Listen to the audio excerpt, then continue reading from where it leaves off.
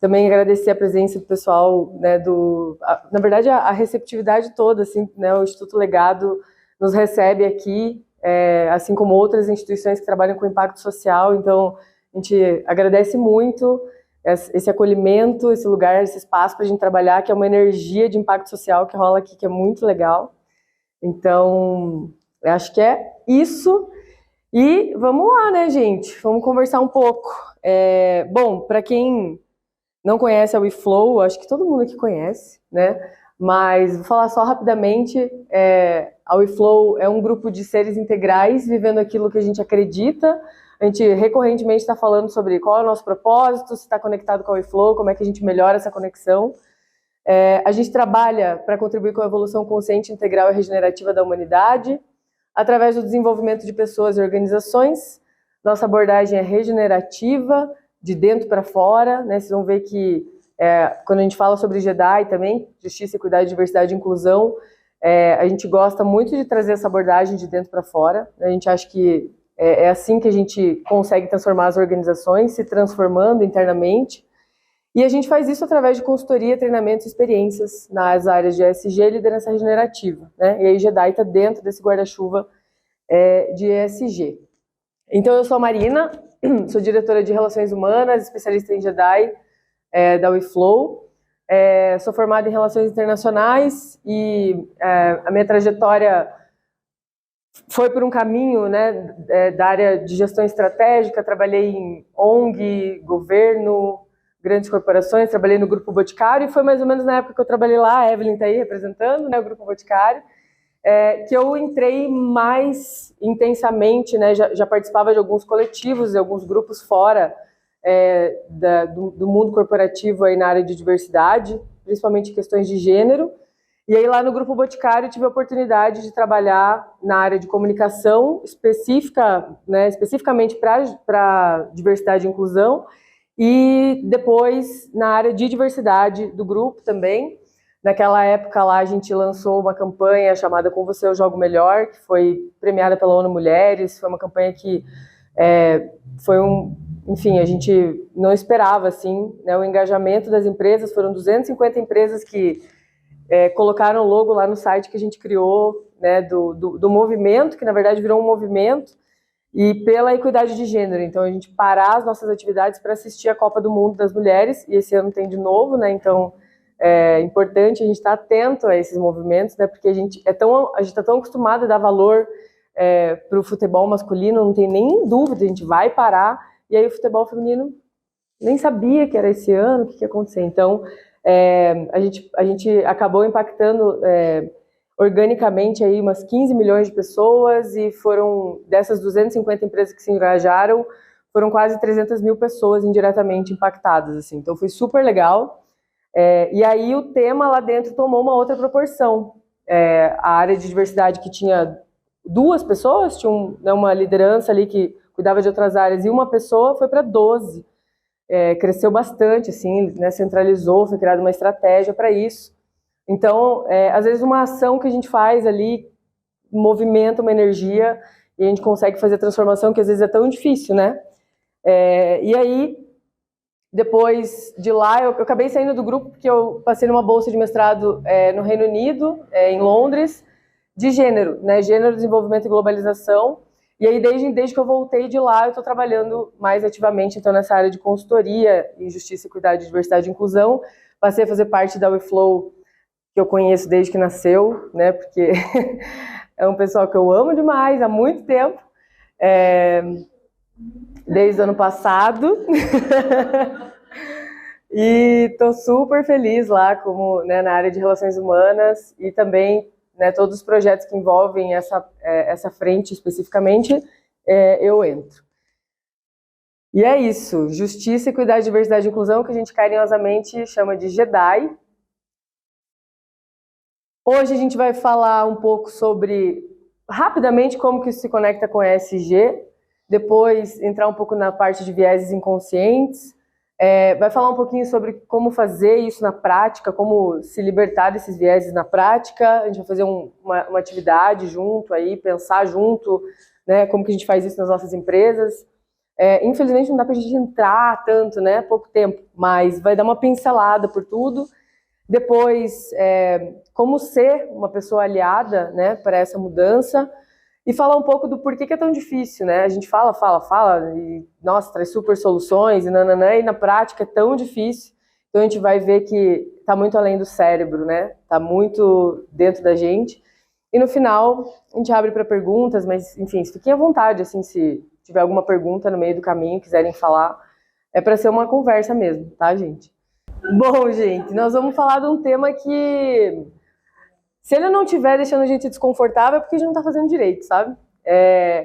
Todo mundo é atingido de algum jeito, a gente ou sofre, né, algum tipo de opressão, ou a gente está reproduzindo, por querer ou sem querer, esse sistema, né, que é desigual. Os dados, depois eu vou mostrar uns dados, simplesmente é assim, né? Então é importante a gente entrar nesse clima, né, de esquecer o que é, né, essa binariedade de certo e errado, céu e inferno, enfim, né? É tudo muito mais complexo do que isso, né? Tudo muito menos objetivo do que isso.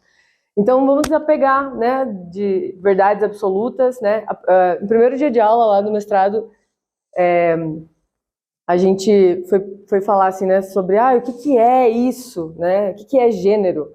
E daí o professor falou, não é sobre o que o gênero é sobre o que o gênero faz, né? E a partir disso, também a gente entender que está sempre em movimento, né? A construção dessa teoria sobre o que é nunca vai chegar num ponto final, porque a gente está fazendo isso acontecer agora. Então, as relações humanas, essas definições que a gente traz em caixinhas, na verdade, é a gente que está construindo o tempo inteiro. Então, não tem uma resposta final, né? Não existem verdades absolutas. E a gente se perguntar, né? A gente está escutando para entender ou para responder, né? Quando a gente está falando sobre esse assunto, a gente às vezes entra na reativa, assim, não, mas eu já faço isso e tal. Então, tentar entrar nesse lugar, né, de escuta para entender. E encontrar conforto no desconforto. Eu tenho feito um trabalho muito forte no movimento antirracista, num projeto chamado Representa, que a gente está, enfim, trabalhando para trazer mais pessoas pretas e indígenas para o ensino superior, da bolsa de mestrado que eu fiz em Londres, e a gente fala sobre conforto no desconforto o tempo inteiro, porque se deparar com esse lugar, é bem desconfortável, e às vezes a gente quer fugir, às vezes a gente se coloca em um lugar de fragilidade, né? Então, como que a gente resiste a essa tentação de querer fugir ou de querer lutar contra isso, né? E absorve sem levar para um lado pessoal ou algo assim, meu Deus, né? Mas com responsabilidade. E refletir antes de reagir, né? Armazenar essas ideias em algum lugar para voltar para elas depois, talvez com mais tranquilidade, né? Num outro momento. Não necessariamente a gente já se colocar nessa defensiva. E agora eu queria pedir para vocês olharem ao redor, né? E ver quem está aqui com a gente, né? Quem são as pessoas que estão aqui e quem são as pessoas que não estão com a gente hoje. É o famoso teste do pescoço. É sempre importante quando a gente chega nos lugares, né, olhar para o lado e falar quem está aqui e quem não está. Por que essas pessoas não estão aqui com a gente, né? Dentro do que a gente consegue enxergar, que está aqui em cima, e várias coisas que a gente não consegue, né? Talento, religião, status econômico, nacionalidade, toda essa diversidade e as suas interseccionalidades, né? Aquilo ali vai se cruzar com tudo isso, né?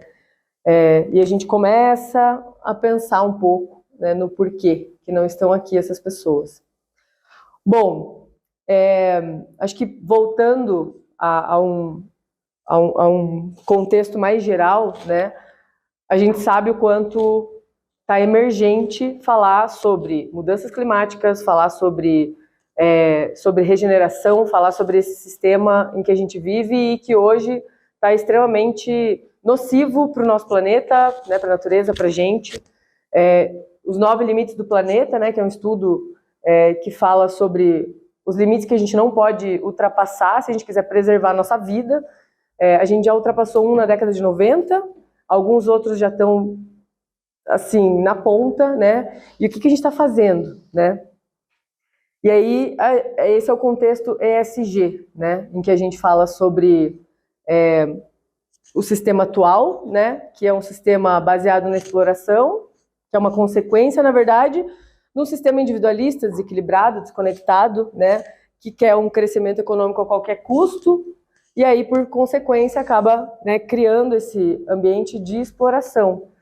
E aí a gente quer trocar isso por um sistema em que a sociobiodiversidade seja valorizada, né, que é plural, que é integrada, que é equilibrada.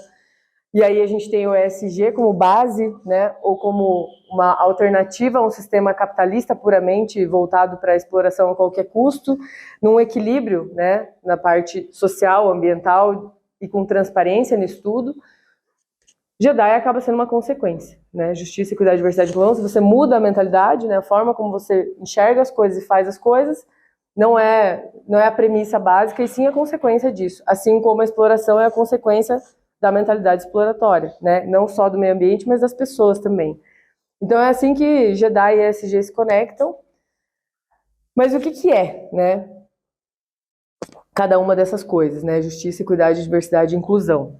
Eu vou passar por cada uma delas, eu acho que é interessante, né? Quando a gente fala sobre justiça, nesse caso, justiça social, normalmente a gente fala assim, isso não é justo, né? Não é justo. Aconteceu alguma coisa com a gente fala, isso não é justo. Com base no quê? Com base no que eu acho que é justo, ou com base no que está me interferindo na minha existência, né? E aí a gente parte da premissa de que a justiça é algo absoluto, né? De que a justiça é algo inquestionável, assim, não tem uma perspectiva diferente para a justiça. Nesse caso, justiça social não é bem assim, né? É um mundo ideal, né? Quando a gente olha lá na legislação, é isso, todos são iguais perante a lei, homens e mulheres e tal, tudo aquilo muito bonito na teoria, né? Essa é a justiça que a gente busca e que a gente quer. E aí, às vezes, a gente acha que as regras têm que ser iguais para todo mundo, porque o justo é o justo, né? Afinal de contas, é isso, todo mundo é igual. Acaba olhando para isso como algo binário também, né? Certo e errado, daquele jeito. Tira a complexidade toda da coisa e vai para esse lugar simplista, né? Que acaba fazendo a gente perder muita coisa. Então, justiça, nesse caso, é tratar pessoas diferentes, de formas diferentes, que é a base do conceito de equidade, né? Então, se igualdade é esse tratamento igual para todas as pessoas, a equidade é o resultado do tratamento que a gente está dando para as pessoas. Se o tratamento é igual para todo mundo, mas o resultado é diferente, então é igualdade, né? A gente precisa tratar pessoas diferentes de forma diferente se a gente quiser ter um resultado final igual, né? Então, quando a gente olha aqui, né, do que essas pessoas precisam para conseguir assistir aquele jogo, do que cada uma delas precisa. Talvez essa primeira pessoa não precise da caixotinha, né? Talvez essa aqui precise de duas para ver confortavelmente, e essa terceira pessoa precisa de uma rampa e um espaço para ficar ali em cima confortavelmente assistindo. Isso é equidade. A gente está focando no resultado e não no que a gente está oferecendo, né, de oportunidade. Diversidade, basicamente, é isso que não está acontecendo aqui. Porque a gente precisava de mais, né? Precisava de mais diversidade, muito mais. Mas a nossa sociedade lá fora é super diversa, né? E às vezes a gente pensa assim, tem as pessoas e tem a diversidade, né? Que são as pessoas diferentes, assim. Se a gente parte dessa premissa, né, de que o outro é diferente, isso é uma coisa que a gente fala muito, né? O outro, mas quem é o padrão? Então tem, né, um padrão, assim, que é o certo, que é a referência para o outro, né? O que é o outro? E aí a gente constrói todos os prédios e os nossos lugares, tudo pensando nesse padrão. E daí, mas tem um outro. Ai, droga, a gente tem que fazer adaptação, vai ter um outro, né? A gente precisa pensar, mas que saco. Na verdade, o padrão é a diversidade, né? Na verdade, essa é a realidade que a gente tem. E aí, se a gente construísse uma sociedade já com essa mentalidade do diverso, não tinha outro, né? É todo mundo, né? E a partir do momento em que você dá acesso a uma pessoa que está atravessada por vários marcadores e tem uma dificuldade, né? A sociedade criou barreiras para ela se adaptar, todo mundo já está incluído automaticamente, né? Então, se a gente muda um pouco o nosso olhar, a gente não precisa achar que é um esforço a mais que a gente está fazendo para se adaptar. Na verdade, a gente parte dessa premissa e todo mundo já está incluso, né? Então são essas características que a gente consegue ou que a gente não consegue ver, né, lá do iceberg. Religiosidade, gênero, cor, etnia, uma pluralidade gigantesca, né, que cada vez mais a gente está descobrindo e está conseguindo olhar para isso com mais naturalidade, né, entendendo que, gente, é isso, só as pessoas são diferentes e tá tudo bem, né. E a inclusão, daí essa parte é super legal, que é roda de privilégios e poder, né, que está dentro dessa parte de diversidade. Então, o que é isso? É uma tentativa da gente conseguir falar sobre privilégio, né? Então, quando eu falei assim, gente, olha ao redor, né? Quem está aqui com a gente e quem não está aqui com a gente. Se a gente for pensar, muito provavelmente tem uma escolaridade aqui, média, né? A maioria das pessoas brancas, a gente está... enfim, pode entrar em alguns lugares aqui que tenham exceções, mas que são coisas que não dá para enxergar, né? Neurodiversidade, saúde mental e tudo mais, mas tamanho do corpo, moradia, né? Cidadania, a gente tem alguns padrões. Aqui mais para fora da roda são as pessoas que estão mais na marginalidade, a partir desse sistema cis, heteronormativo, branco que a gente vive, né? E quem está mais para o centro são as pessoas que detêm mais poder dentro da nossa sociedade e que vão perpetuando esse poder ao longo do tempo se a gente não faz nada para mexer nessa estrutura.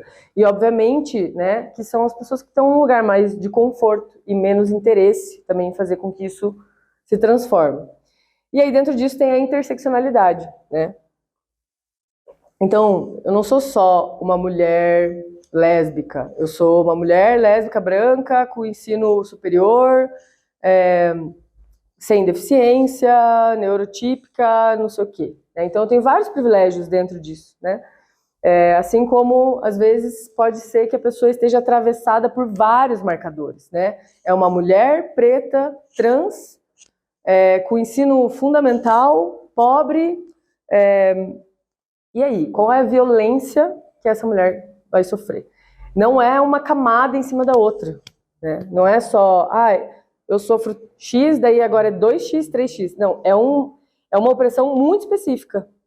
A Kimberly Crenshaw, que foi quem cunhou esse termo, apesar de o termo interseccionalidade, que ela é uma estudiosa dos Estados Unidos, na década de 80 ela cunhou esse termo, interseccionalidade. Mas ele já vinha sendo usado aqui no Brasil, por outras teóricas de gênero, só que com outra nomenclatura. Basicamente, ela fala que a interseccionalidade é como se fosse um cruzamento em que há um acidente num cruzamento. Então, a partir do momento em que esse acidente acontece, vai ter o carro ali, que eventualmente, né, o choque que aconteceu, ele é muito único, né? São vários lugares diferentes que se encontram no mesmo lugar. Então, quando você pensa numa violência que uma mulher trans preta vai sofrer, é diferente do que uma mulher trans branca vai sofrer, porque o racismo, ele entra num lugar ali que vai fazer com que o ódio que normalmente é colocado, né, a gente é o país que mais mata mulheres trans no mundo, né, disparado, assim, o dobro na frente do México, que é o segundo lugar, e a expectativa de vida de mulheres trans no Brasil é 35 anos.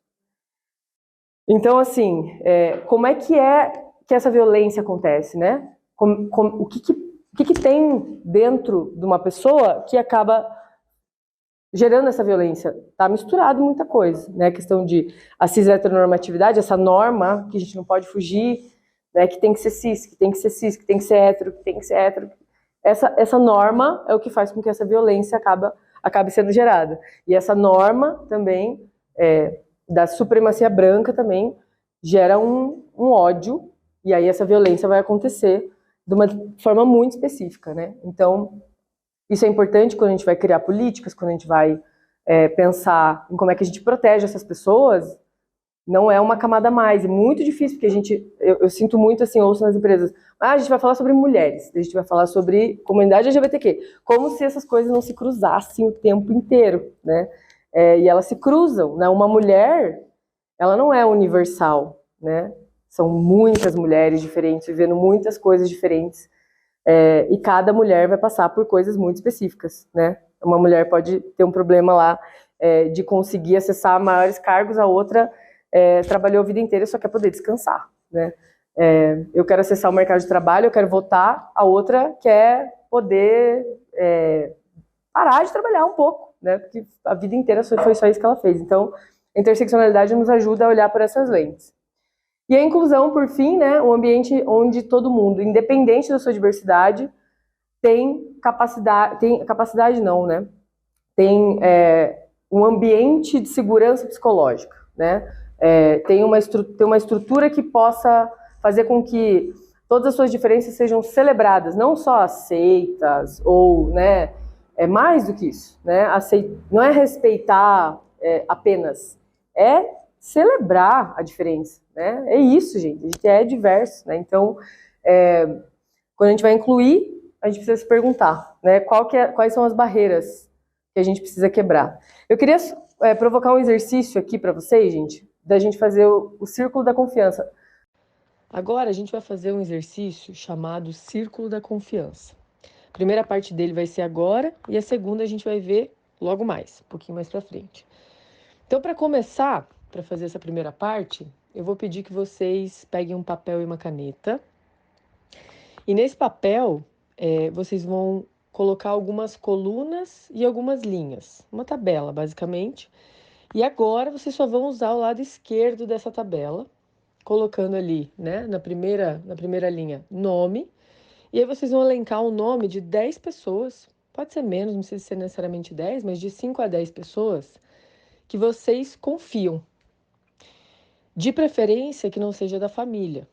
E aí eu sei que algumas pessoas vão falar assim, poxa, mas dificultou bastante, não vou confiar a minha vida para quem não seja da minha família. Não precisa confiar a sua vida, tá? É só escrever aí o nome das pessoas que você, por exemplo, indicaria para fazer um projeto, uma pessoa que você deixaria seu cachorro, talvez até seus filhos, né, para a pessoa cuidar. Enfim, pessoas que você confia, né, no seu trabalho. Quem são as pessoas que você normalmente recorre quando você precisa de algum conselho, algo assim. Então, escreva o nome dessas pessoas e guarda esse papelzinho, que depois a gente vai voltar para ele. Por que a gente precisa falar sobre esse assunto, né? Esses são os dados que eu queria trazer para vocês. Mais da metade da força de trabalho LGBTQIA+, opta por não revelar sua sexualidade à gestão e colegas de equipe. É assustador esse número, porque você chega do final de semana e a pessoa pergunta, como é que foi esse final de semana? Aí você passou lá com seu namorado, e daí você fala o quê? Eu já passei por essa situação. Falei, saí com meu namorado. Daí, enfim, a pessoa começa a perguntar mais, você começa a ficar nervosa. Você não sabe, né? É que eu vim do ambiente também extremamente conservador e preconceituoso, então eu ficava muito assustada aqui em Curitiba, tipo, meu Deus, será que as pessoas vão me aceitar e tal? Mas 41% das pessoas afirma ter sofrido discriminação por causa da sua orientação sexual ou identidade de gênero no ambiente de trabalho, ou seja, não é uma preocupação em vão, né? Porque o preconceito ele acontece de fato e 33% das empresas não contratariam pessoas LGBTQIA+, para cargos de liderança. Grave. Mesmo representando 54% da população brasileira, as pessoas negras ocupam apenas 4,7% das posições de liderança nas empresas. Se a gente for falar de conselho, gente, aí acabou, né? Aí não tem nem mulher, nem pessoa preta, nada, só homens brancos, héteros, cis, a gente sabe, né, como é que é. Então, tá grave a situação, né? E, por outro lado, né, a diversidade, ela traz um monte de benefício, né? 33% de probabilidade de serem mais lucrativas as empresas, 17% da força, as empresas, né, que são diversas, têm uma força de trabalho 17% mais engajada, diminui os conflitos, né? Por mais que a gente pense que não, meu Deus do céu, vai aumentar os conflitos, diminui os conflitos, porque aí você cria um ambiente mais propício para diversidade de ideias, de conversas, de perspectivas, as pessoas começam a entrar nesse ritmo, né? De entender que tá tudo bem a gente ser e pensar diferente. 16% mais engajadas também, quando a gente fala de equidade racial. 54% das pessoas com deficiência desejam trocar de emprego nos próximos 6 meses, que é triste demais. Ao mesmo tempo, pessoas gestoras que trabalham com pessoas com deficiência têm 2 vezes mais chance de perceber a produtividade, de perceber PCDs como igual. A gente sabe que isso é um viés muito forte de estereótipo, com esse marcador. Isso aí é uma das coisas que, assim como as mulheres no mercado de trabalho são vistas, né? A gente já vai entrar em estereótipos, né? Por que foi promovida? Né? Será que fez alguma coisa? Né? Pessoas com deficiência também às vezes não vão receber a oportunidade que poderiam, porque existe esse estereótipo também de que não vai dar conta, ou enfim, né? Então acabam também não acessando posições de liderança por causa disso. Lucro acima da média, enfim, né? Entender melhor os clientes, a gente tem falado muito sobre isso também, né? Na parte de comunicação. E aí, como é que a gente faz para mudar isso, né? Conhecimento e consciência em primeiro lugar. Então, passo número 1, quando a gente vai falar com as empresas, sensibilização e letramento, né? Porque precisa ter conhecimento e consciência. Daí, para mudar o comportamento, já é o segundo passo. Aí, mudar os valores e, por fim, o modelo mental, né? Menos visível, mais poderoso. Mais visível, menos poderoso, mas não tem como fugir, né, de nenhuma dessas etapas, né? E aí a gente vai criando esse ambiente de transformação. Agora, o que nos impede, né, de fazer com que isso aconteça? A gente tem vieses inconscientes.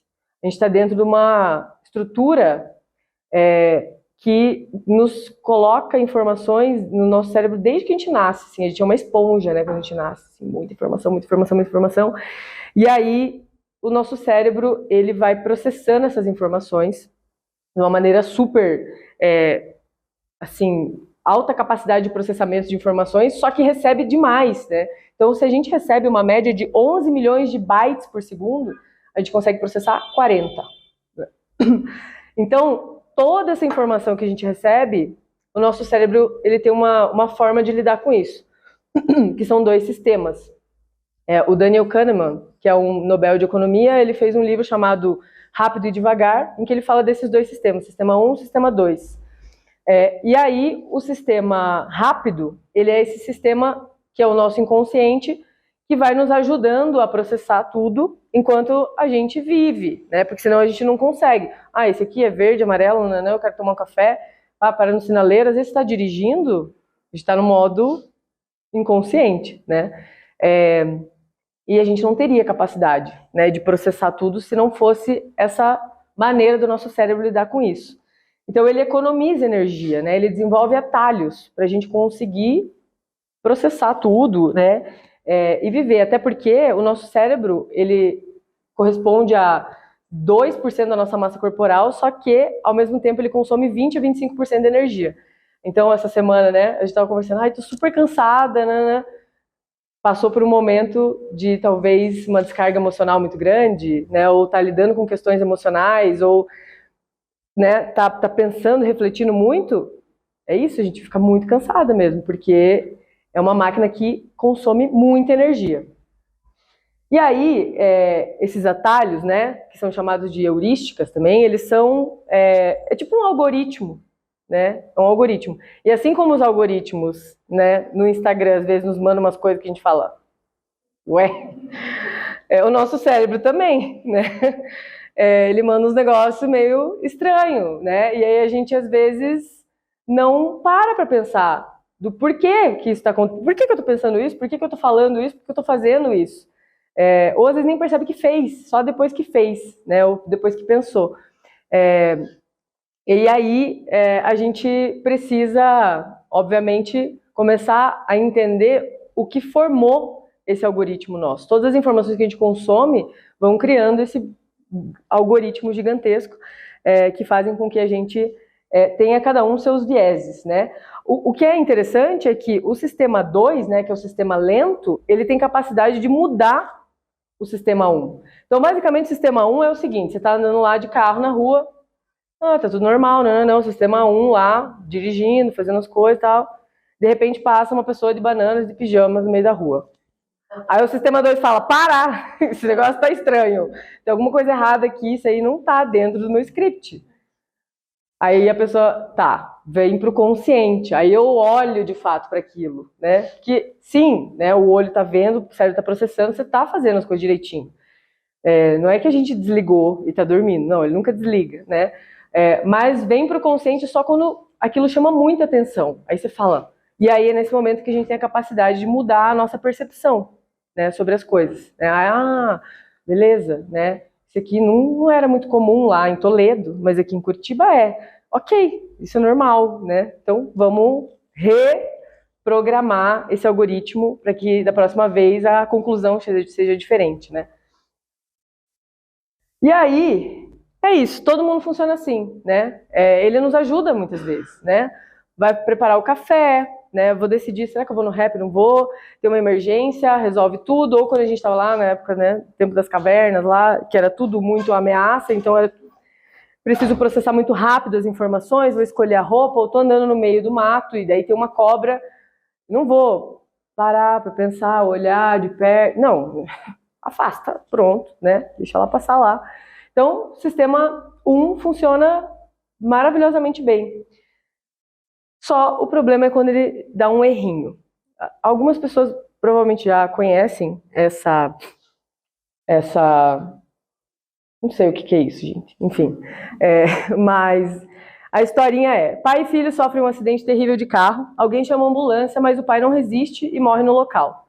O filho é socorrido e levado ao hospital às pressas. Ao chegar ao hospital, a pessoa mais competente do centro cirúrgico vê o menino e diz: não posso operar esse menino. Ele é meu filho. Como isso é possível? Talvez todo mundo tenha pensado, é a mãe, né? Talvez porque a gente também está falando sobre isso. Mas tem um vídeo que mostra uma série de pessoas falando: meu Deus, fiquei meia hora lá tentando imaginar quem que poderia ser, né? Porque a pessoa mais competente do centro cirúrgico vai ser uma mulher?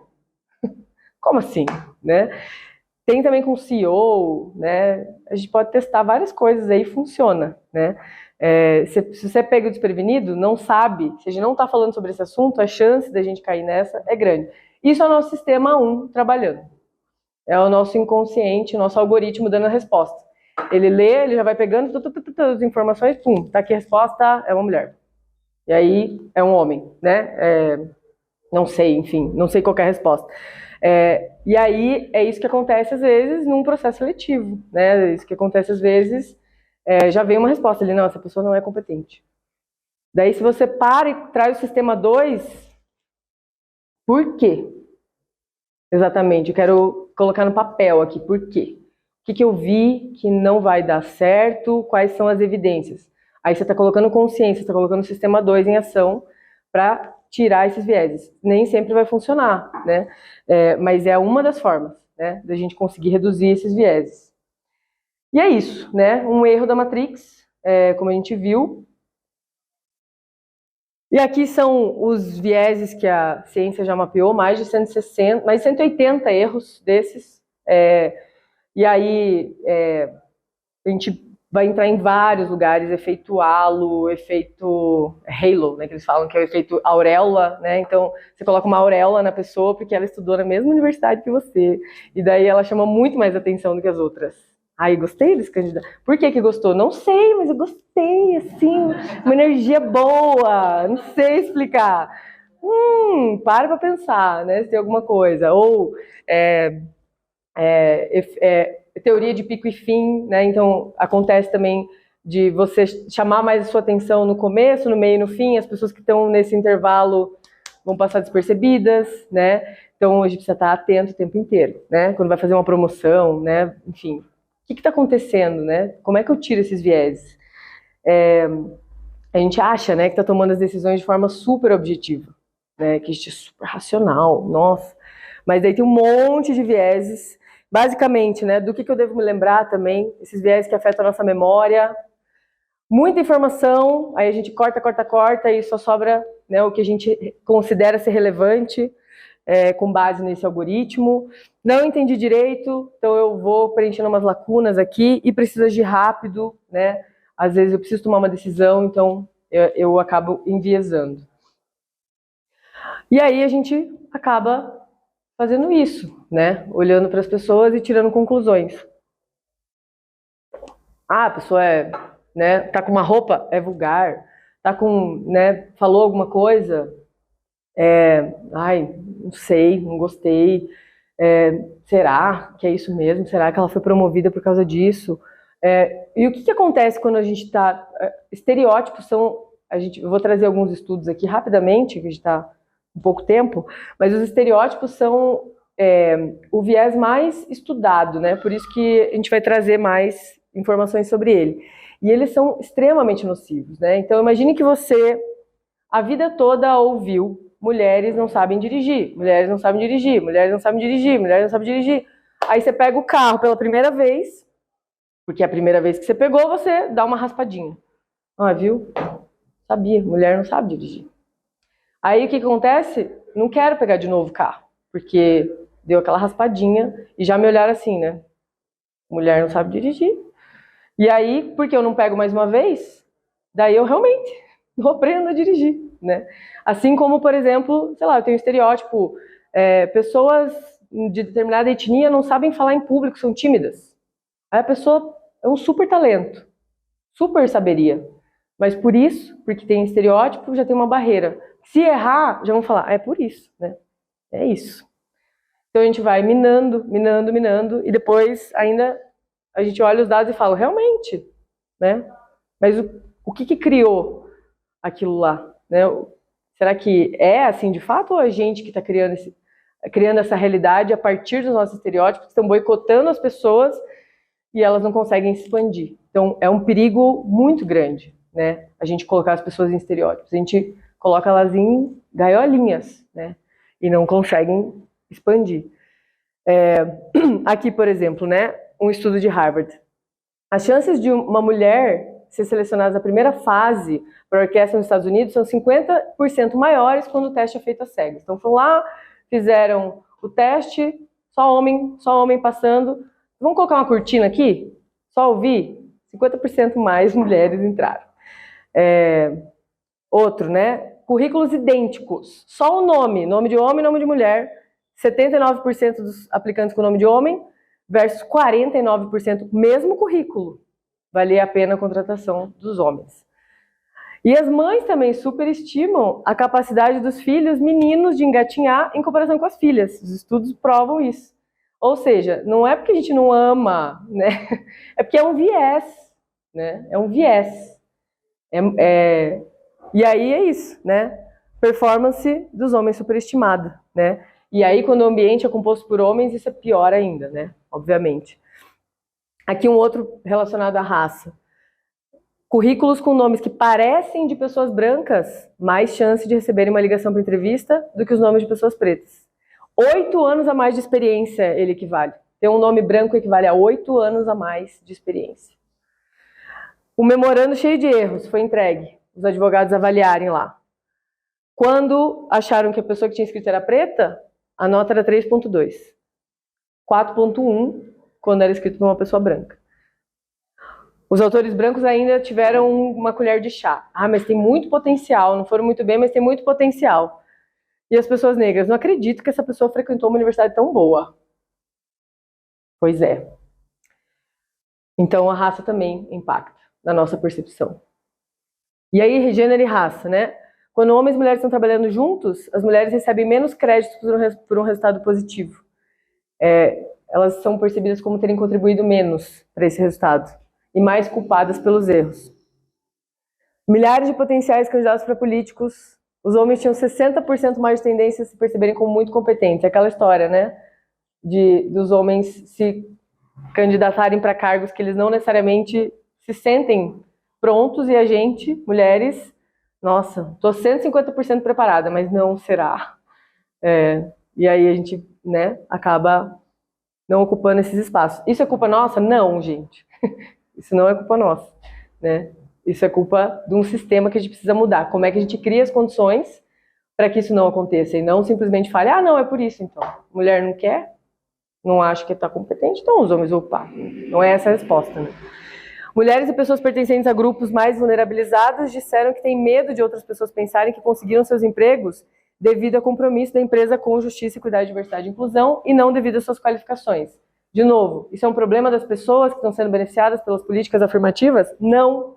Isso é um problema nosso, porque a gente percebe dessa forma, né? A gente sabe que existe um sistema, a gente sabe que existe um viés, a gente cria ferramentas para isso e aí a gente critica as pessoas porque elas passaram de fase ou entraram em algum cargo por causa disso, né?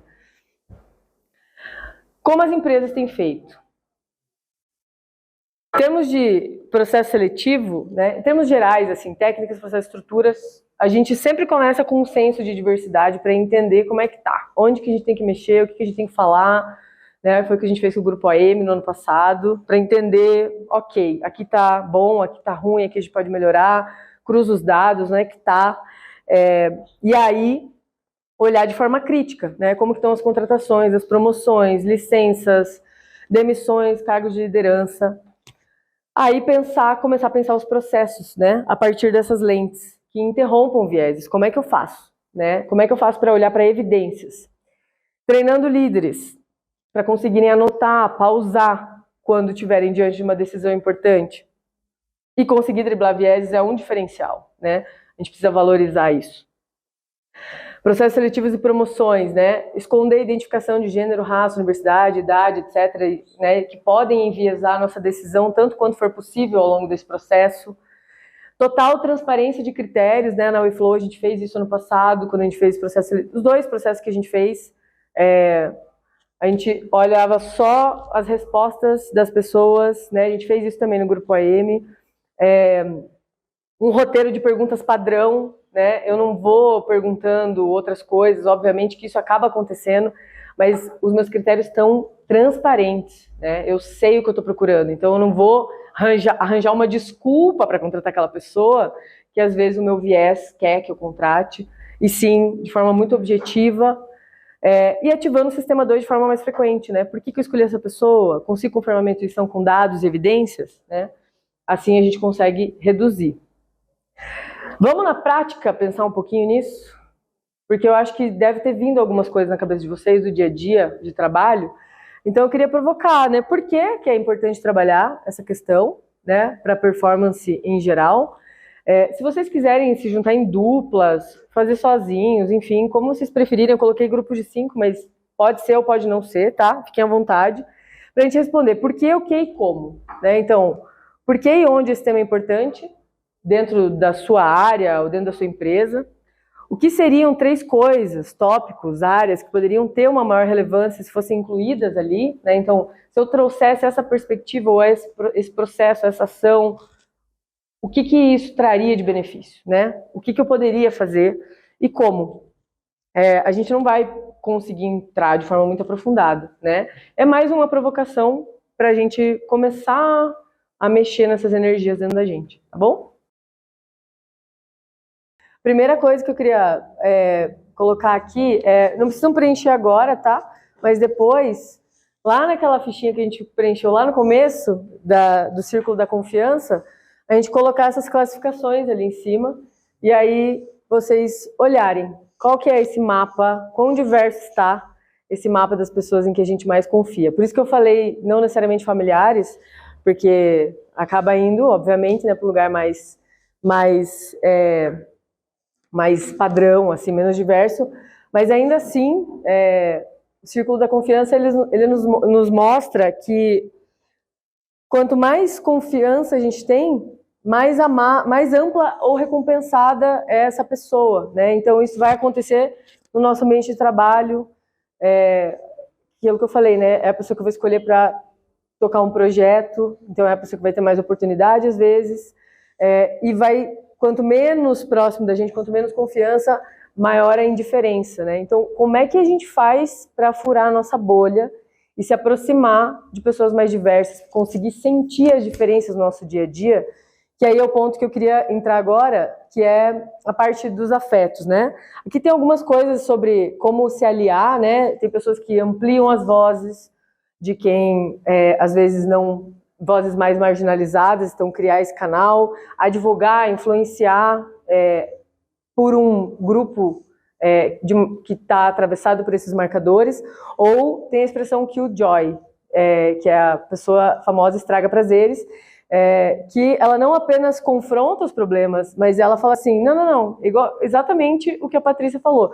Peraí, eu sei que eu sou, né, uma pessoa, uma mulher que está numa posição de liderança, mas você não vai usar isso para me dizer que não temos problemas, né? Porque acontece muito isso, né? Da gente ser a pessoa e que a instituição usa para dizer que está tudo certo, e não está, né? Não está.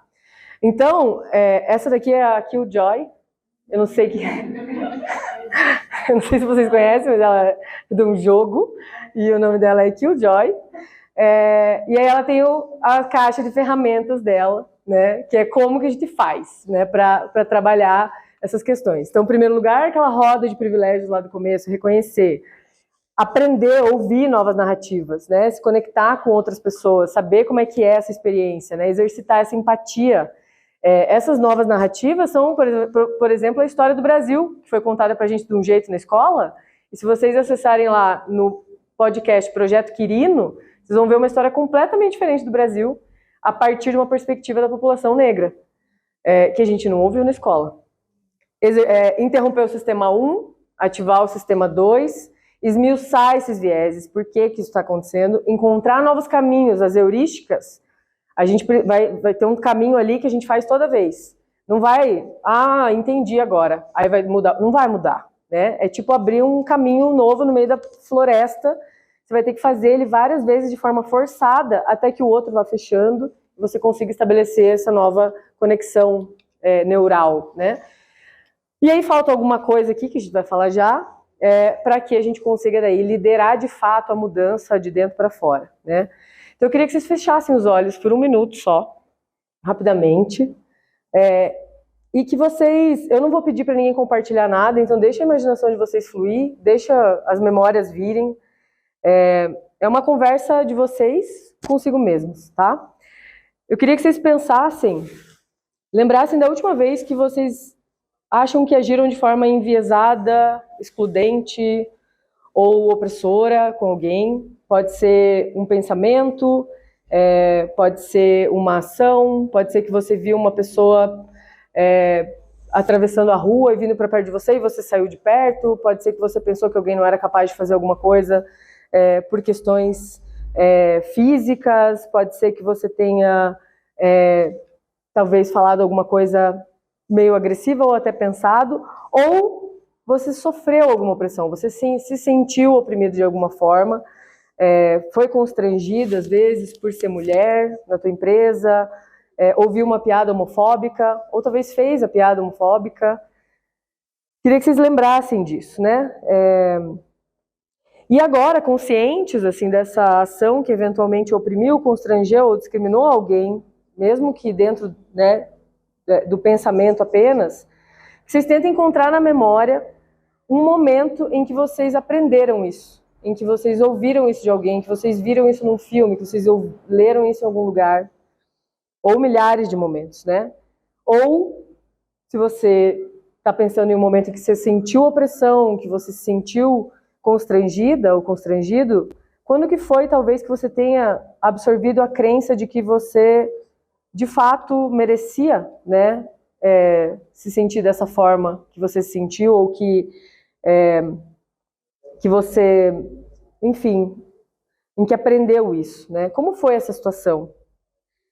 Como que isso aconteceu? Era uma pessoa que vocês gostavam, que vocês eram próximos? Foi um momento feliz, triste?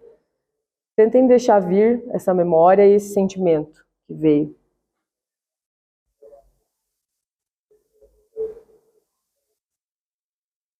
Podem abrir os olhos.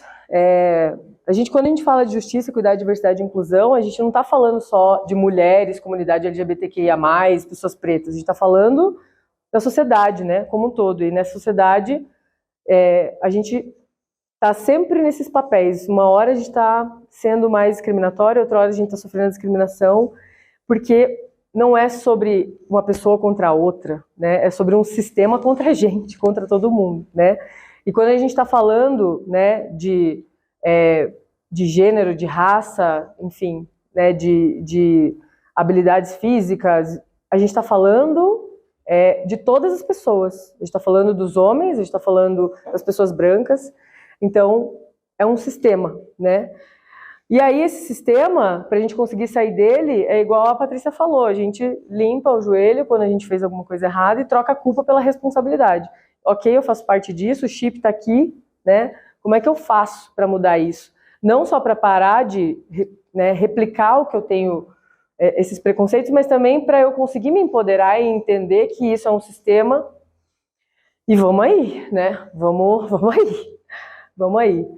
Vai muito além do cérebro. Né? Esse é o ponto, essa é a chave, né? Não é só entender o caminho e trocar o caminho, né? Existe uma teoria chamada teoria dos afetos, que também é conhecida como teoria visceral. E aí, quando a gente fala de afetos aqui, a gente não está falando de afeição, a gente está falando de afetar e ser afetado, né? Os afetos são forças autônomas, viscerais. São intensidades anteriores às ações que nos movem. São uma forma de teorizar sobre as forças sociais que a gente encontra e que gera gatilho na gente, no nosso corpo, fazendo ele responder de uma determinada forma. O Brian Massumi, que define dessa forma, ele é um dos pesquisadores dessa linha, que começou com Spinoza, e tem várias outras feministas também que usam essa teoria para falar sobre feminist killjoy, né, que é, enfim, né, essa forma como a gente se sente. Por exemplo, uma pessoa preta que entra num lugar que só tem pessoas brancas, ela vai sentir fisicamente o racismo, fisicamente, né? O corpo se encolhe, assim como uma pessoa LGBTQIA+, que entra num lugar heteronormativo, também vai sentir isso. Assim como, né, uma pessoa que é muito, que não tem, por exemplo, acesso, que não está acostumada, ou muito religiosa, talvez esteja na presença de uma travesti, também vai sentir fisicamente alguma coisa. Então, são os afetos agindo, né? E eu gosto de falar que eles são tipo fiozinhos, um ventríloco, assim, que a gente é controlado por esse sistema, né? E aí a gente acha que a gente decide tudo e que a gente está no comando de tudo, mas na verdade a gente está ali, que nem um bonequinho do sistema, replicando o que ele nos fala para fazer e dizer e pensar, sem conseguir ter controle desses afetos, sem conseguir ressignificar esses afetos que a gente aprendeu.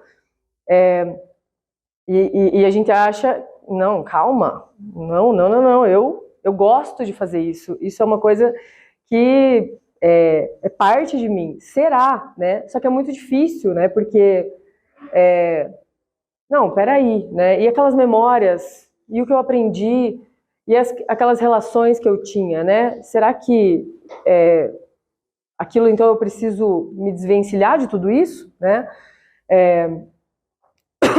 Por quê? Porque os afetos, eles são forjados nas nossas lembranças, nossas memórias, né? Então, quando a gente fala de construção da nossa identidade, às vezes ela foi uma piadinha racista que eu ouvi quando era criança e que eu dei risada com meu pai, não estava entendendo nada do que estava acontecendo, e agora aquilo está encalacrado, né? Está debaixo da minha pele. Como é que eu faço para me desvencilhar disso, dessas memórias afetivas que me fizeram acreditar que as pessoas são assim ou são assado por causa desses estereótipos? E aí dá um pânico, né? Porque daí eu tenho que começar a olhar e falar assim, meu Deus, eu sou racista, meu Deus, eu sou homofóbica, meu Deus, eu sou preconceituosa, meu Deus, e agora? O que eu faço? Né? Dá um desespero. E o que acontece? Né? A gente está a vida inteira nesse lugar de... quando você pensa pelo outro lado, né, tá tudo bem, né, tá tudo certo, né, e a gente vai se diminuindo para caber nesse sistema, que falaram pra gente que é assim, e ao mesmo tempo a gente vai reproduzindo esse sistema nos outros, para as pessoas se diminuírem, quando viu, tá todo mundo assim, sendo controlado, sendo observado, né, para ser de determinada forma, e ninguém tá bem, ninguém tá livre, ninguém tá feliz.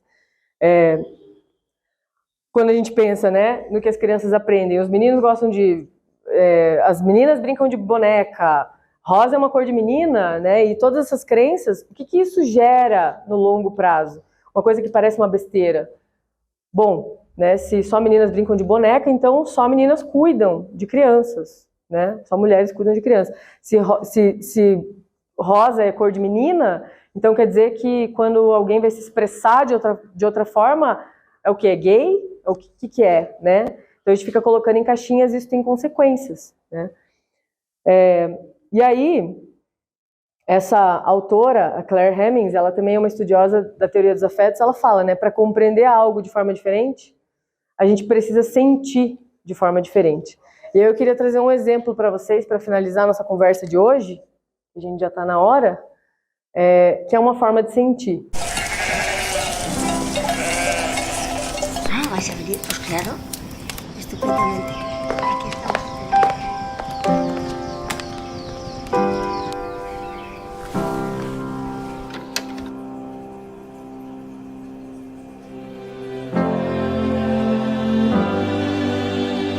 She may be the face I can't forget, a trace of pleasure or regret, maybe my treasure or the price I have to pay. She may be the song that summer sings, maybe the chill that autumn brings, maybe 100 different things within the measure of a day. She may be the beauty or the beast, may be the famine or the feast, may turn each day into a heaven or a hell.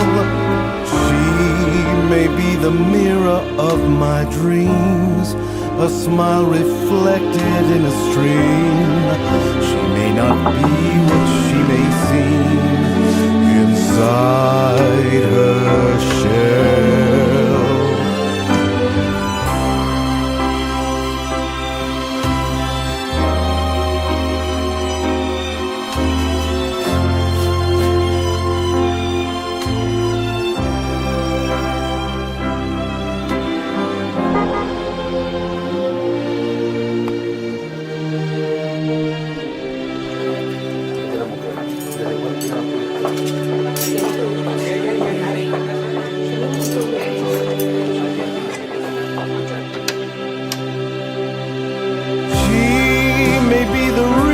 I survive, the way and wherefore I'm alive, the one I'll care for through the rough and ready years. Me, I'll take her laughter and her tears, for where she goes I've got to be. The meaning of my life is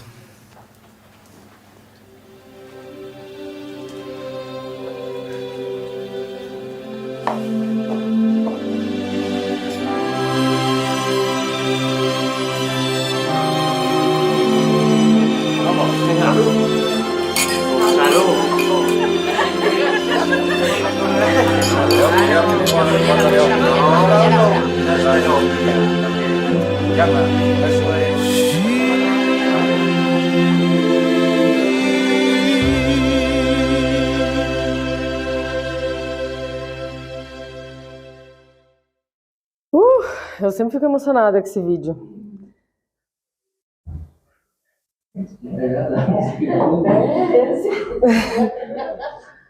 Então é isso, gente. Ressignificar os afetos, né? Se a gente aprendeu que ser uma pessoa trans, né, é algo que é muito complicado, muito difícil, né? Eu não sei como que eu vou lidar, né? O afeto transforma tudo, né? A forma como a gente se relaciona é o que faz a diferença. E aí a gente consegue liderar a mudança. Por hoje era isso. Alguma pergunta, algum comentário? Obrigada por terem vindo. E uma perguntinha final também, né, pra gente encerrar.